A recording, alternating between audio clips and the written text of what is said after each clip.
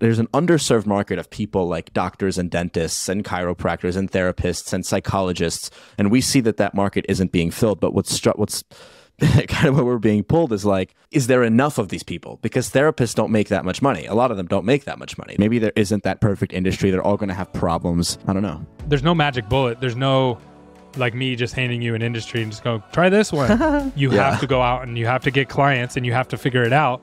And then eventually you're going to go, ooh, that was easy.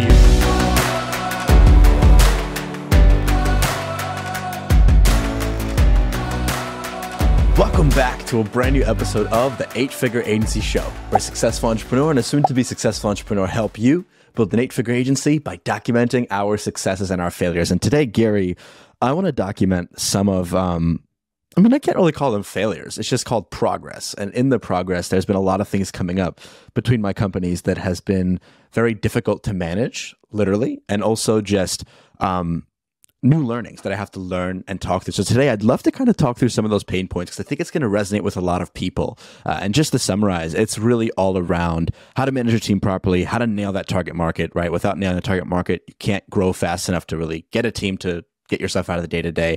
And then there's a little side thing, and this is more for me maybe, but I think it might provide some value. And I know you have experience with this, how to work closely and properly with a co-founder without stepping on each other's toes and moving too slowly and doing too much of talking instead of, working. With that being said, how is everything?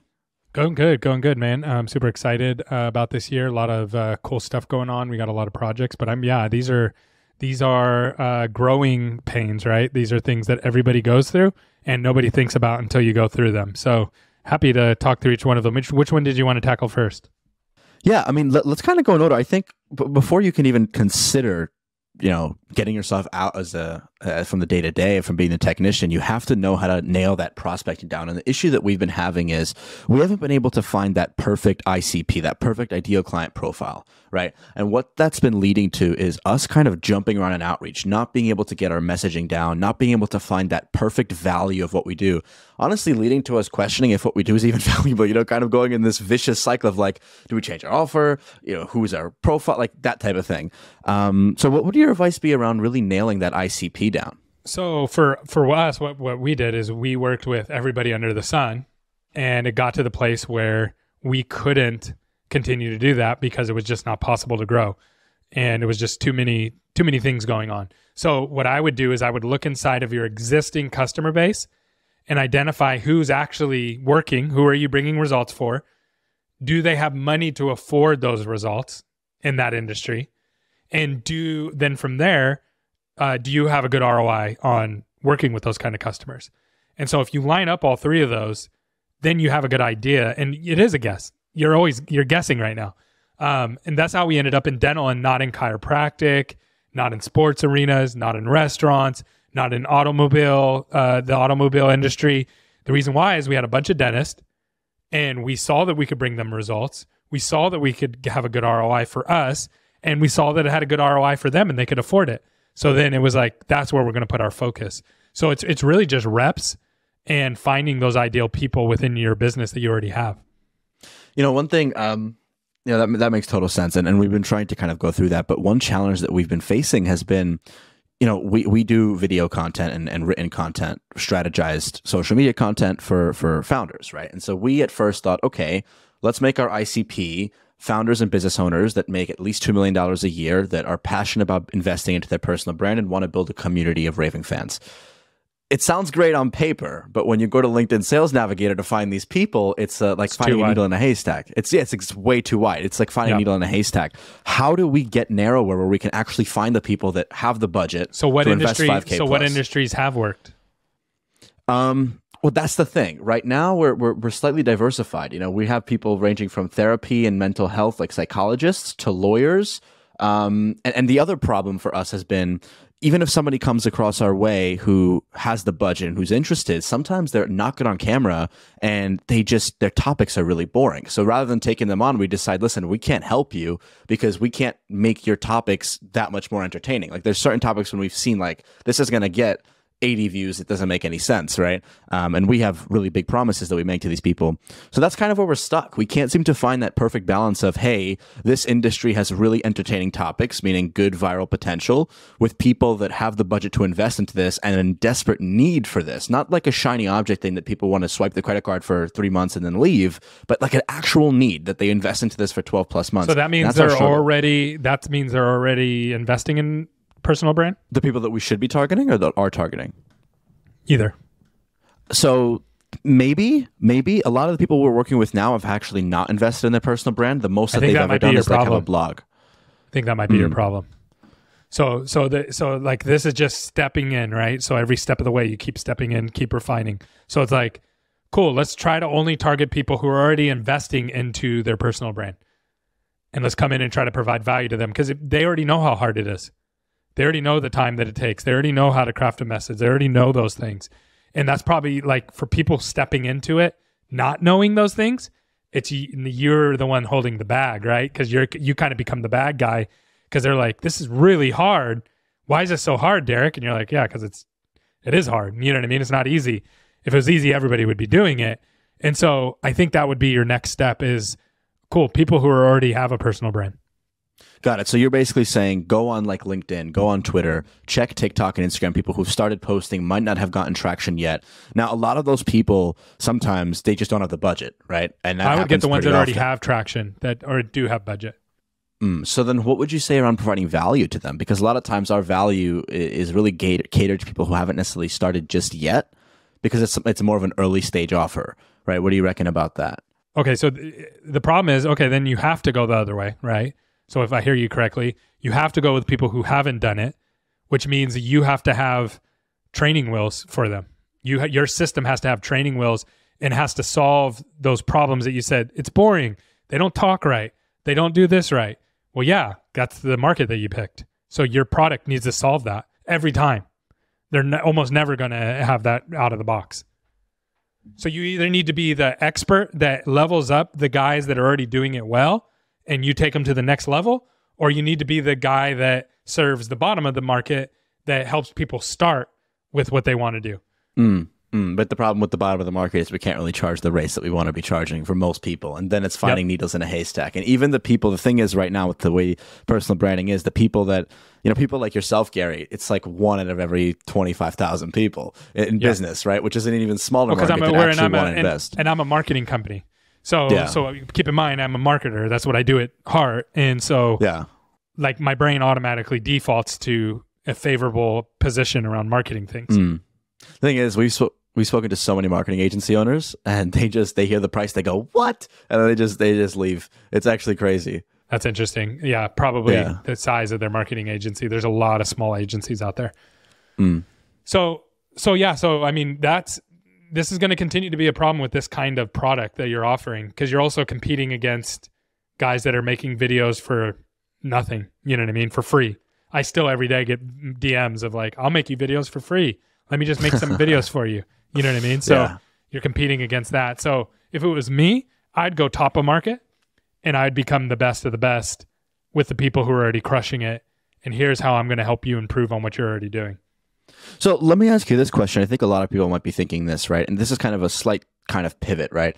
Basically, you're saying we kind of have two choices right now, and this is kind of how a lot of other people can think about it. You either go, you have 3 markets: bottom market, middle of market, or top of market. In our situation, you're saying, look, we either go bottom of market, but we might have to lower our prices. We might have to start working with people less. There might be higher churn. Doesn't sound too appealing. Or we go top of market. We really find the people that are doing decently well, or that have tried to make content before, or that are making content but have a big business backing them and that might need some support and assistance, right? And we go that market, right? But what about when it comes to pricing a service like this? We've been finding it very difficult to find that perfect price where we can actually afford to hire the team we need. You can't figure out price until you figure out market.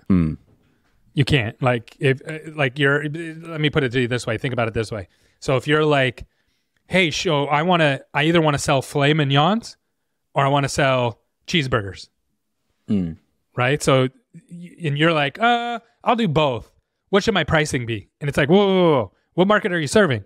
Are you a fast food company and you're competing with In-N-Out? Then your prices are going to be $2 and $3. Are you filet mignon?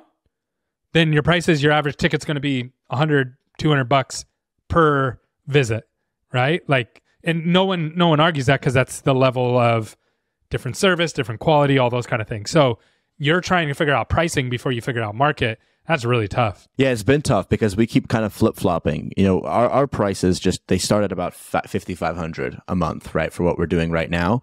But what we're finding is the right person books instantly, doesn't even question it, and waits 2 months to get started, because we actually have a wait list at the moment. But what we're finding is that we're having to do everything, and we can't scale, which is kind of my next issue, where it's like clients aren't paying us enough to hire that top quality talent we need to get ourselves out of the most important roles in the company, which is the virtual filming sessions, the strategy, project management, like those types of things. You can't even get to that until you pick which market you're going to serve. Again, it's so if we said we want to do filet mignons, right, and go top of market, right? I guess kind of like just some market research for you, Gary. What is a reasonable amount that people should be investing? We're really struggling with this, right? Because we're sitting here like, can we charge $8,500 in this economy for content? Can we charge $12,500? I think I know what your answer is going to be. But yeah, absolutely. So what you have to do, though, is you have to figure out how to provide value to those people, right? So it's like someone's already posting. They already post every day, 3 times a day. They got a couple thousand followers on all of their platforms. They have some million view viral stuff already. So they already have some stuff figured out. If you come in and say, hey, I can help you take that next step that's going to get you more results. So have you been getting this? Let's think about it this way. So you're on LinkedIn, right? Hey, I've noticed your content. You're killing it. Have you been getting results from it? Has it equaled sales? Yeah, it's equaled some sales. I would love to have more. Oh, great. You know, then you get on a sales call with them. How many sales are you getting? We're getting like 10 deals a month from it. Well, what if we tripled your views? And would that triple your sales? Yeah, I think it would. All right, cool. Yeah, it's $10,000 a month. What are you spending right now? Or we're spending $5,000. Okay, so you're going to double your budget, but you're going to get 2-3 times the results. Is that worth it? Absolutely. This is going to force you to become the expert, though, because you're going to be in rooms with people who actually know more than you about their specific niche. So you're going to have to really level up. And then once you have that, so let's say you just get somebody, and I'm just going to make up what's an industry that you're in right now that's going therapy. Really well? Okay, let's say therapy. So you're in therapy and it's killing. All the videos are killing. You figured out a formula. Then you just say, hey, we make videos for therapists that are going to get X amount of views and X amount of new patients for you. It's $10,000 a month. But if it's worth it, here's the economics of it. And from working with your clients, they're going to tell you like, yeah, the economics make sense. So right now, the economics of what you're doing and who you're focusing on doesn't make as much sense. So then it's not working the way that you want it to. And then you're trying to solve other problems. You have to first go back and solve the first problem. Basically, unless we show that we're making money, then we are doing this for nothing, basically. Because we can make prices up all we want. But unless we say, hey, you give us 5, we give you back this, then we just can't. People will always churn. There will always be this issue. And that's really, you're always, you're crossing your fingers, hoping that it works for people rather than being proactive and saying, no, we already know this works for you. And if it's not working, there's something else going on, right? But we already know because we have 5 clients that we do this for, and this kills. This is how I started in dental. The same thing. It was like, yeah, I got this office. They went from 40 new patients a month to 80. And they went from $100,000 a month to $300,000 a month. It's a lot of money every month. And so it was like, cool, I want that.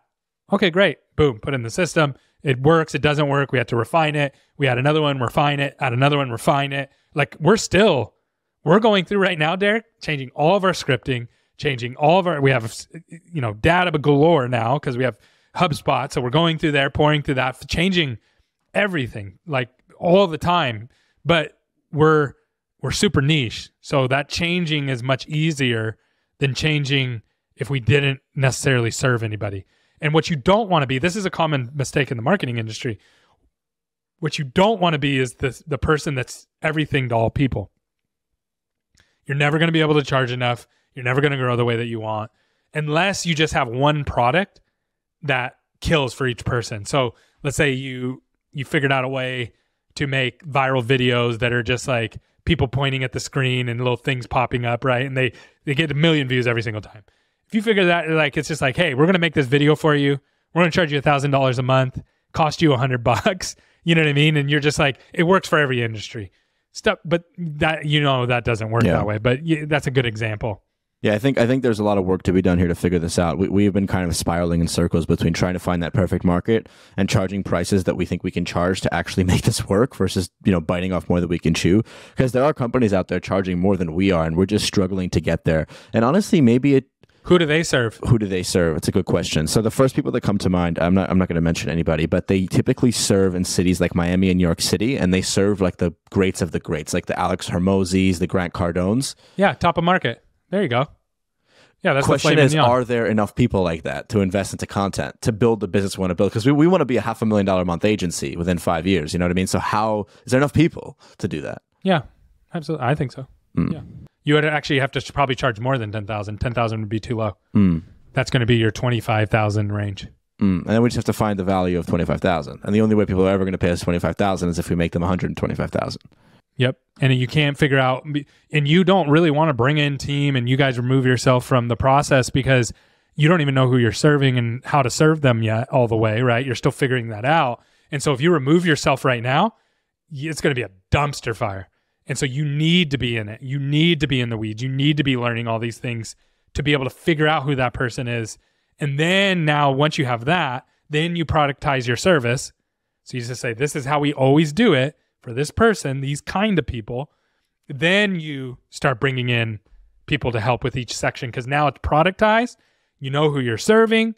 And now plug this person in and just do this one job. Not come and do this job and we don't have any idea how we're even really doing it because we work with all these different people. We don't know why or what gets results when, right? And I'm not saying you're in that position, but it's just like that's what happens because a new person coming in doesn't have all the context that you have. So it's really hard, all these different customers, for them to get that context. So you're not going to be able to hire the people that you need anyways, even if you had the money to do it. They wouldn't be able to. I'm sorry. This is a little bit of a side question to that. I just, because I've been thinking about this a lot, and this is a lack of experience. I think you have experience with this. Say for a client came around and part of our offer was, hey, we'll run some paid ads. This is a stupid question, but say our monthly retainer is $10,000 a month. The client has to have additional budget for ads, right? That fee doesn't come out of our retainer. Yeah. They pay that budget. Well, it depends how you want to set it up. That's how traditionally marketing companies are set up. I think it's a broken system, but... Oh, we're gonna have to go into that. I don't know if we have time today, but I want to hear your thoughts on that.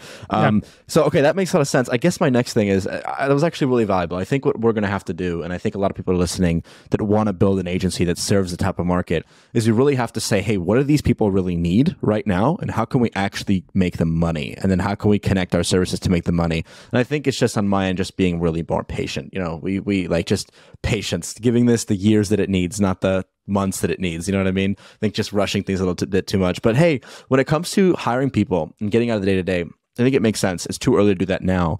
But what's happening is we're spending so much time in the weeds, scripting videos, strategizing videos, handling client communication.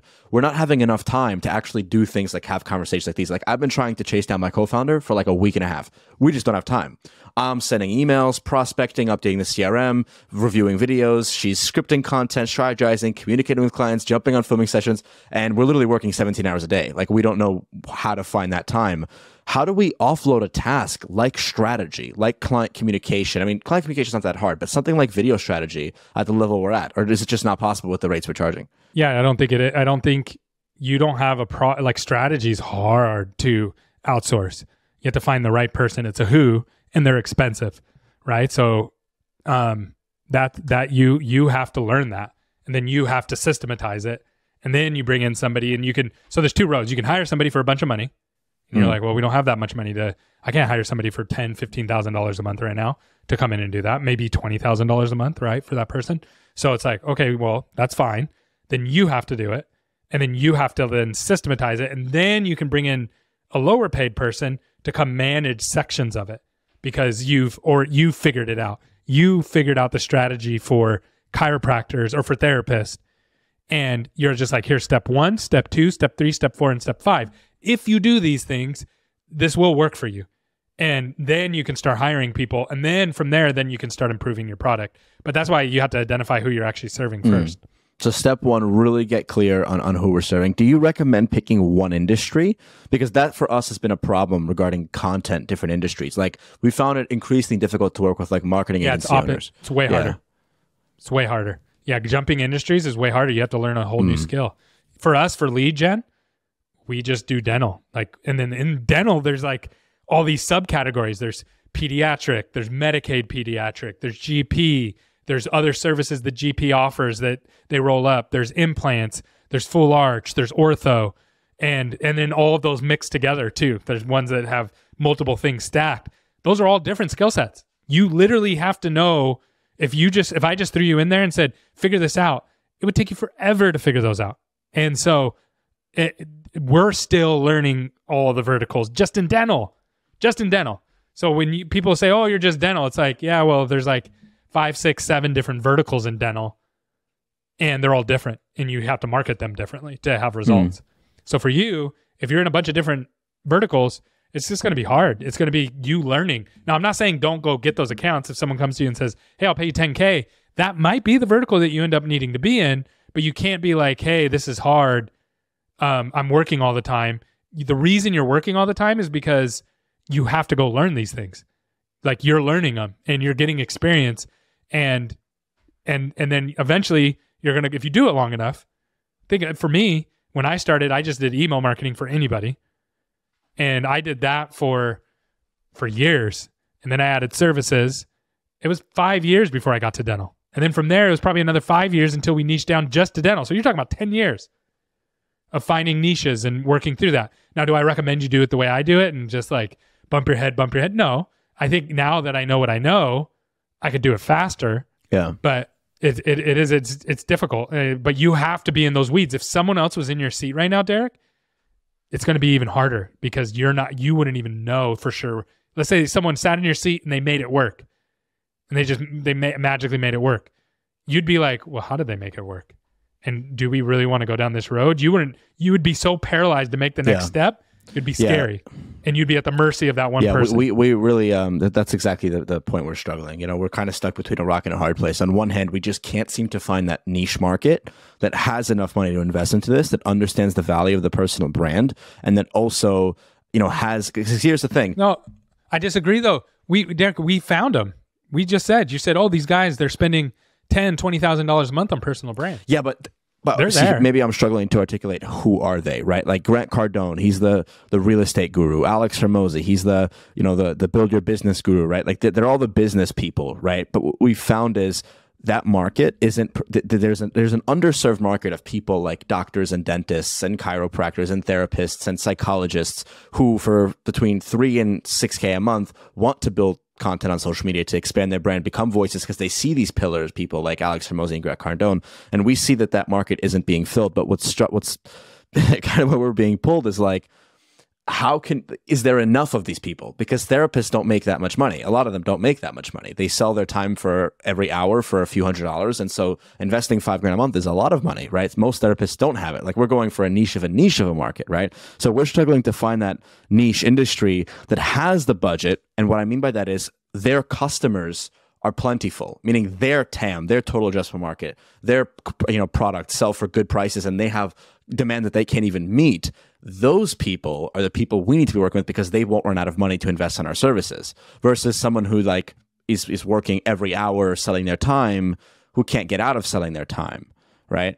I don't know. I think you just have to do some more thinking, some more ideation. Maybe there isn't that perfect industry. They're all going to have problems. I don't know. Some more thinking, I guess.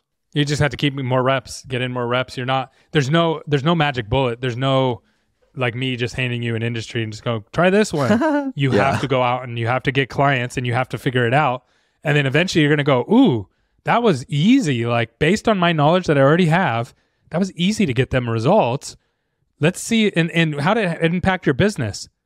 Oh, it impacted my business tremendously. Like, we got a ton of deals from this. Great. I'm messaging everybody in that sector. Hey, we just worked with this person. We had these results. I would love to do the same for you. Yeah, we've been thinking about niching down. We've been thinking about niching down, Gary, to service professionals. So that's like lawyer, doctor, dentist. That's still really big. Too big. Yeah, still too big.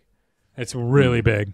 Maybe if you really, is your process refined enough that it's the same thing for all of them? It's the same productized service, but what's different is the idea and the content that gets pumped out. That has to be different because each person is different. Their tonality, their pacing, their topics are different.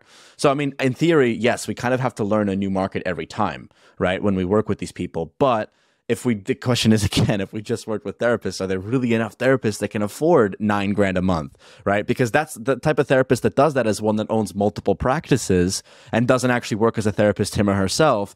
And those are far and few in between, right? Especially because most of them don't care about their personal brand. They've already made their practices. They're planning on selling. Like there's no need in the market, right? We're kind of fulfilling a shiny object need where like 1 out of every 50 people are coming in, unless it's my mindset holding us back. Maybe you're sitting there saying, Derek, you're crazy. This is all in your head. You just need to find the person, just keep going at it. No, they're out there. I think you need to level up your skill set to the point where you're super confident that this person that we serve, that we're going to get X results. And then from there, it's going to be off to the races.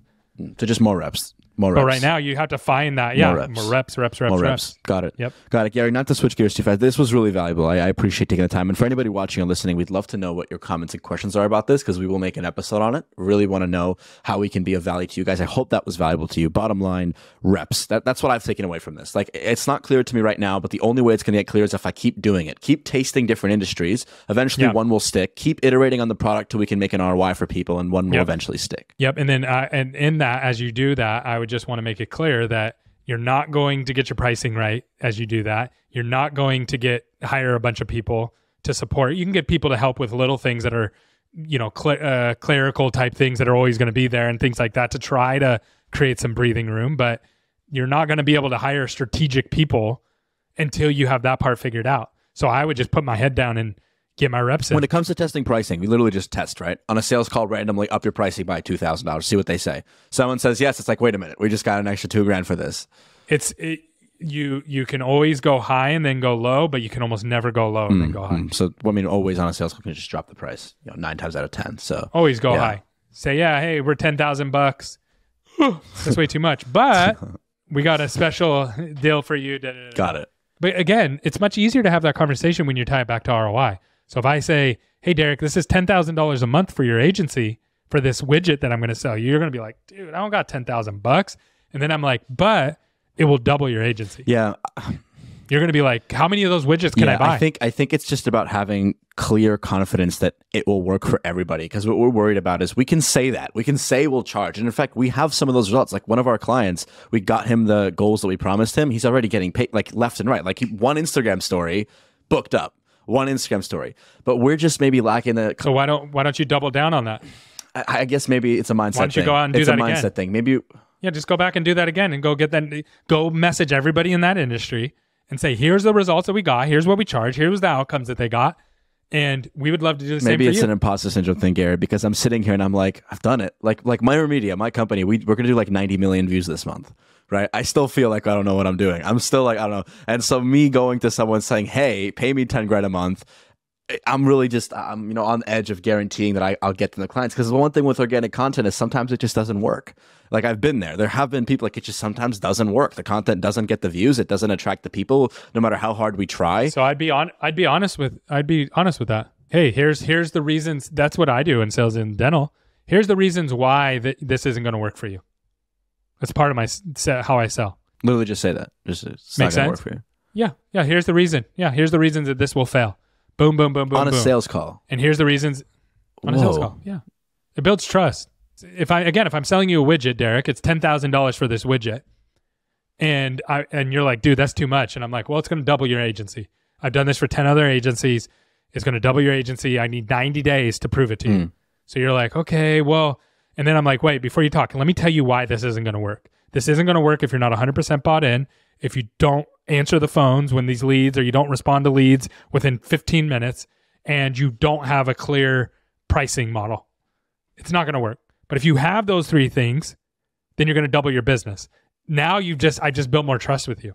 Yeah, it makes me more inclined to say yes. The question is, do you then help them build those things, or do you not? Do you then say, hey, before you do this, I'll sell you on this. Here's how to answer the phones properly. Take this course. That's what I was going to say. If you go bottom of market, I would have a free course on how to get started on social media. So I would make my own lead. So if you said, okay, I want to do bottom of market, but a lot of people just aren't ready because they're not camera ready, then all my marketing would be geared towards here's how to start on social media. Here's how to have a voice. And I would learn all that as I built it. Yeah, and then eventually come to us say, hey, it's too hard, help me. Help me. I'm spending too much time on strategy. That's what Alex Hormozi does. Here, let me give you business strategy. And you're sitting here eating it up. but you don't realize that he's giving strategy for people who are below like 5 million. So you're just like, oh, but you go above that. It's like, dude, I already passed that a long time ago because he wants to help invest in the companies. Yeah. No, that makes a lot of sense. That was really valuable. I think you just have to get more reps in. Patience, working on that imposter syndrome, on that confidence, and just get more reps in. When I see something working, double down on it. Ask the client, like, hey, how much ROI did you get from this? How many new patients did you get, right? And I mean, that's basically, that was extremely valuable. I hope the audience found some value in that. Nail that ICP, nail that the person, that you really want to reach out to, find that industry so you don't have to constantly learn a new industry. And, if you want to go top of market, bottom market, middle of market, you have to charge those prices, but you have to have that ROI. That's my biggest takeaway from this episode. I really appreciate that breakdown, Gary. Yes, sir. Thank you guys so much for watching and listening to this episode of the 8-Figure Agency Show. If you guys found value, please consider subscribing to the YouTube channel, leaving us a review on Spotify or Apple Podcasts. If you like what you're hearing, check us out on TikTok, Instagram, Reels, YouTube Shorts as well. Join the millions of people tuning in to view our clips every single day. Thank you guys so much for being here, and till next time.